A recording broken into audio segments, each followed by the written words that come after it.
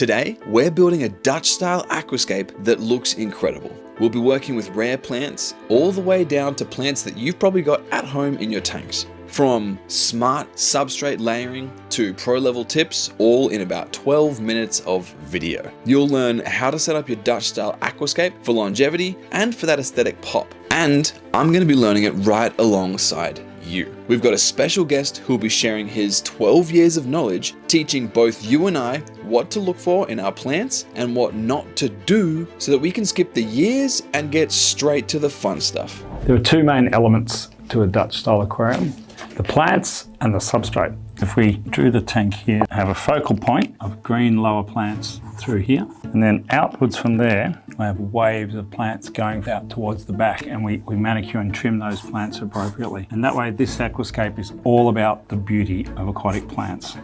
Well, dude, we have 4 bags of substrate here. You do. I'll talk you through how to use them. Let's take these 3 out and we'll use the power bowl. Power bowl, huh? Power bowl is the very first layer, the base layer. We start with that. It's really important for the longevity of your aquascape to get the best growth out of your plants that you start with the power bowl. So we're going to pour that in. Is that going to be enough? It will, but what do you need my credit card for? You need a credit card in aquascaping, to be honest. I just want to pull it back just a little bit. And that's just a visual thing so that when we're looking at the front of the tank, we're not looking at the power bowl, we're just looking at the finer next level of substrate. Done. What we're going to do, liquid fertilize with a good fertilizer like this one that's all round. It's got plenty of nitrogen, plenty of potassium, plenty of phosphate and trace elements. When we put this substrate on top, and we top it with the fine one, the final layer, it'll lock it into the substrate and the plants will be able to draw on it when they need it. So I'm just going to spread it evenly throughout the substrate.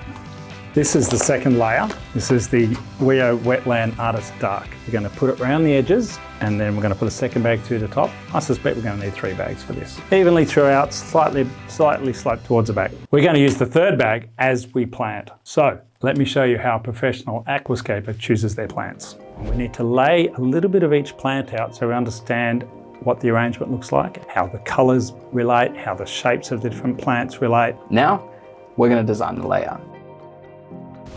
Just like we had in the drawing, we're going to have the carpeting plants here and then we're going to go away in waves like this. And we're going to want the taller plants towards the back. So let's start with just like a red, green, because you put all the reds together, it sort of loses its effect. And let's start with what plants we'd like at the forefront here on the right hand side, and start with something we're either going to keep trimmed low or already is a plant that does not grow too tall. So we know the glosso here is quite a short plant, only grows to 1 centimetre or 2. Let's leave that at the front. These here are ericoleans. This one has the unfortunate name of blood vomit with red at the base, beautiful green thin leaves, and that's a great first visual. I'm going to put a number of them just at the front here, and they've got varying heights. No one can pronounce that, mate, so you tell me what it is. It says Alternanthera rosanavig. So that's a great one. It doesn't grow very tall and it's variegated leaves. That's a great one for the front. That's the Lancia. That's medium. So that's a great one to put maybe at the 2nd or 3rd row in. It doesn't grow too tall. Inclinata, dark orange. That's a tall one.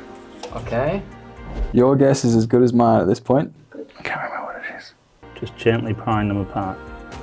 Yeah, because some of these strips are really long. So what we'll do with that one, because we've got quite a lot, that can be a long strip all the way up to the end. I can conceptualize it a lot more now that there's more plants. It's not just one little bit. And Metallic green, whilst it can grow tall, when it does, it just gets lots of roots coming up the stem. It doesn't look as nice. We're going to keep it trimmed a little bit shorter. So that's a good one to have at the front. And a focal point is here because then it all fans out from there. So it's about shades as well as colours. This is the Hygro Pinnativita, and it will like to climb along rocks and things like this. It's going to be a difficult one to keep to its lane. Because it shoots from its roots. It'll want to go and climb along and go everywhere. So it's going to be a hard puppy to control, but it's so nice. And it has these beautiful magenta under its leaves. I'm thinking we get this through the centre here, and we need something to go next to this super bright Embulia. Looks like celery. It grows tall, it's a larger plant. We're going to put it through that centre point. It'll really give it some height and bulk. My understanding of Dutch is it's quite clumped, right? Often. So you're talking about strips? Well, you know, I've got to do something different. Okay, I like it. I want this tank to be about showcasing the beauty of the plants. And I'm going to do my twist on it, which I think is back to the Dutch style a bit. If you picture a Dutch field of tulips, rows and rows and rows of beautiful colours, that's what this is. Rotella butterfly, and it, like its big brother there has a beautiful crimson colour.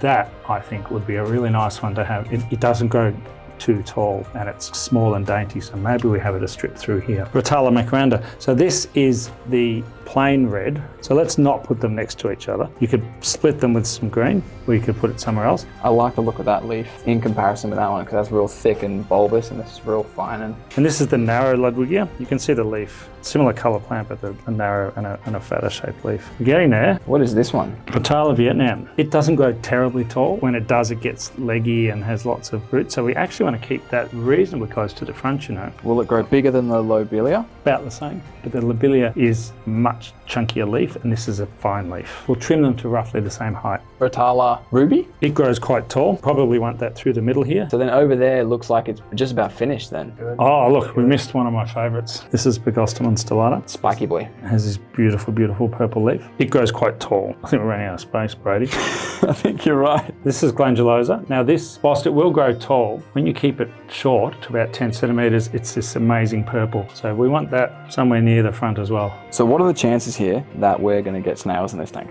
High. Now I think snails get a bad rap. If you've got snails in your tank, they're finding something to eat. If you get too many, it's super easy to fix them. I wanted to showcase every plant I can, and I'm pretty sure we got a lot of them. So at this stage, you guys can probably start to see the green and red strips starting to form, which is exactly what Steve was thinking about when he was saying the sunrise effect. You'll see it come together more and more and more as this video goes along. Choose your weapons. I don't even have any weapons. Oh, here's mine. They're mine. So you're gonna have to guide me here, Steve. I'm just gonna put a little half a centimetre at the front there. Yeah. So the weir has just the right amount of nutrient. Most soils have way too much, then you've got to cycle it, then you've got to stuff around for a month. But the Weo takes away that problem and gives you just the right amount rather than too much and you have to wash it out. Yeah, because when you use other stuff like aquasoil, for example, it ammonia spikes your tank for like up to a month. Yep. It takes ages, it takes literally forever. In this scape, for example, could we add livestock sooner or no? I would test first, but yes. And then we put those back in the propagation tanks, and in a month, we've got another one.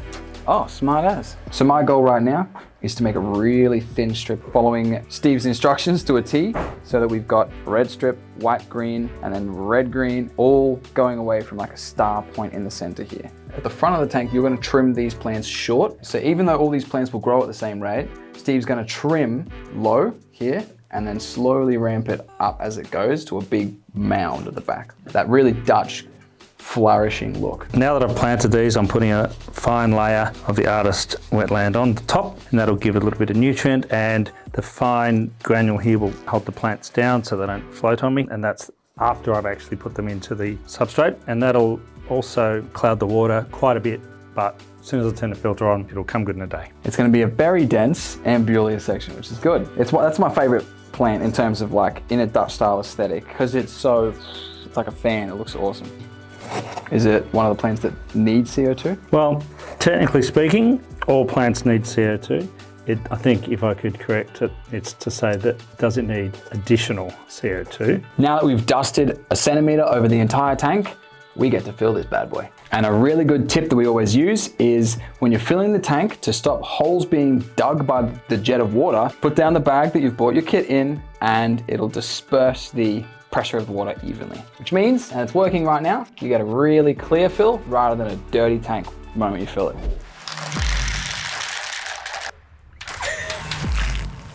Yeah, good luck. There we go. I love the reaction sound.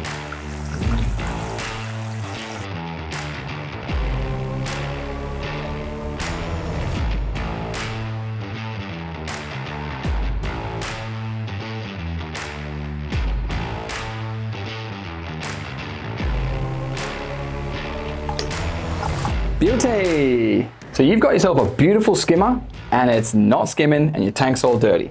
How do we fix it? Well, it's the flow rate. There's a little dial at the bottom that allows you to adjust the flow rate on the top versus the bottom. We want more flow through the top. So what we need to do is adjust this valve at the bottom so there's less water coming through the bottom and more through the top, and it'll skim. Now check out the top. Ah, so it's a balance between the flow at the bottom of your inlet and the flow through the actual skimmer itself. 100%. All right, so the tank's sort of clearing up now, but Steve, What about the KH, GH, and pH? Well, it's a Dutch aquarium, it's loaded with plants, and with a planted aquarium like this, we don't want too high a carbon hardness, but we don't want it 0. So KH of about 2 or 3 is just right, and a general hardness of about 5 or 6 is just right. We do need to add a little bit of carbon hardness. We'll toss a bit of this in there, and it'll be great. The pH, on the other hand, will go down the addition of CO2. That's why we need that carbon hardness at 2 or 3, because it'll really drop if we have 0 KH. There's a lot of plants in here. They're going to chew through some fertilizer, and we want to add that every day. So yes, you can dose every day, or you can use a dosing pump like this and the Fat Pro fertilizer, which actually has nitrate and phosphate, all the trace elements and potassium in it as well, and that'll feed these plants. So we're going to put that on a daily dose rate in this tank so that we get the best out of the plants. So that's how you make a high-tech aquarium stay low maintenance. You bet. So here we are at the 2-week mark point in this grow-in phase. You'll notice that some of these plants here are overgrowing some of the other plants, and we've got a main focus during this grow-in period, and we can only really dial this in now while we're learning how each plant grows. We're focusing mainly on the vibrance of each of these plants, which means basically bringing out as much color as possible from each individual plant and learning what it needs while it's in this growing phase. The X4s are doing their job, and we've got some amazing growth coming through all of these plants. Once the tank's fully grown, there's a lot less attention that's needing to be paid on the husbandry of these plants because you've got everything dialed in. But for the time being, we're needing to do a decent trim on this tank to get light to some of the weaker or smaller plants. And as you guys know, there's some seriously rare plants in this tank as well. But this is what to expect at roughly the 2-3 week mark of your growing. Now, a few things that we did actually notice is that this tank is a lot hungrier than we thought, and we're churning through the nutrients just to keep these things going. So the holy trinity of CO2, ferts, and lighting has been amped, well and truly amped, as these plants are getting bigger and bigger and growing faster and faster. We're seriously pumping the nutrients, and we've cranked the CO2 on this tank as well. And it seems to be taking everything in its stride. We've got some glass shrimp in here, algae eaters, and other things that help keep the algae down to minimize that risk. And other than that, we're just gonna have to play the waiting game, test and see where this thing goes in another 2 months' time. And there you have it, guys. That's how you build a Dutch style aquascape. If you've got any tips and tricks that I didn't cover, let us know in the comments below, and hopefully we've inspired you to start a Dutch aquascape of your own. Happy scaping.